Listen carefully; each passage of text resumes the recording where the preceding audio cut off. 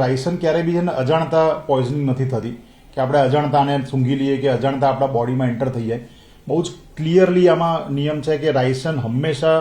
બાયોટેરરિઝમ એટલે કે chemical terrorism માટે વપરાતો સાધન જ છે. રાયસન બનાવવાની રીત બી સમજવા જેવી છે કે કેસ્ટ્રોઇલના જે બીન્સ હોય, જે એના બિયા હોય, એમાંથી જ્યારે કેસ્ટ્રોઇલ બનાવવામાં આવે પછી જે લેફ્ટ ઓવર વસ્તુ હોય, વેસ્ટ પ્રોડક્ટ, એમાંથી આ રાયસન બનાવવામાં આવે છે. હવે આ જે ટેરરિસ્ટો છે એ એને કેવી રીતે યુઝ કરે એ સમજવા જેવું છે પહેલા, તો જ કદાચ દર્શક મિત્રો એનાથી આગળ જાણી શકશે કે શું થઈ શકે. સો એમાં એ લોકો ઈચ્છે તો એનું પાવડર બનાવી શકે, એમાં આપણે જે રીતે ડિઓડ્રન્ટની કેન્સ હોય એનો જે મિસ્ટ હોય એવો એ રૂપ આપી શકે, પેલેટ્સ બનાવી શકે અને ઇવન પાણીમાં પણ એને મિક્સ કરી શકે. હવે ઇમ્પોર્ટન્ટ વસ્તુ એ છે કે થાય શું.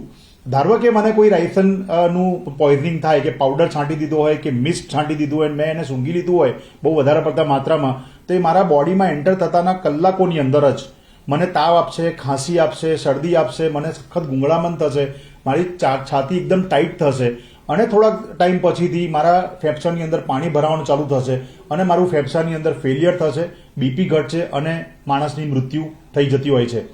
ધારો કે આ માણસ આને મને ઇન્જેસ્ટ કરાવે એટલે કે હું પાણી વડે કે ફૂડ વડે એને ખાઈ લઉં તો એ મારા બોડીમાં એન્ટર થઈને ઇનિશિયલી તો ડાયરિયા કરશે, પણ જેમ જેમ એ મારા બોડીમાં રહેશે એટલે મારો કિડની, લીવર આ બધું ફેલ કરે, બ્રેઇન ફેલ કરે અને માણસની મૃત્યુ થઈ શકે. ઇમ્પોર્ટન્ટ વસ્તુ જે જાણવા જેવી છે કે એક કોઈ માણસને થયું હોય આ પોઈઝન, તો એ માણસથી બીજા માણસને ના થાય, પણ જો રાયસન કોઈ સરફેસ ઉપર પડ્યું હોય તો એનાથી કોન્ટેક્ટમાં કોઈ માણસ આવે તો એને રાયસનની પોઈઝનિંગ થઈ શકે. ઇમ્પોર્ટન્ટ વસ્તુ કે મને જ્યારે આવા ચિહ્નો દેખાય, આપણને ખબર પડે કે હવે રાયસનની પોઈઝનિંગ ચાલી રહી છે, તો સૌથી પહેલી વસ્તુ તો એ જગ્યાથી જેટલું જલ્દી બને એટલું દૂર થઈ જવું. બોડી પર જેટલા પણ કપડાં હોય એ બધા કાઢીને એક પ્લાસ્ટિક બેગમાં મૂકી દેવા અને આખું બોડી અને કાં તો જ્યાં જ્યાં રાયસન લાગ્યાના શંકા હોય એ પ્રોપર વધારેથી વધારે માત્રામાં સાબુ અને પાણીથી ધોઈ નાખવું અને તાત્કાલિક મેડિકલ સારવાર લેવી. આટલી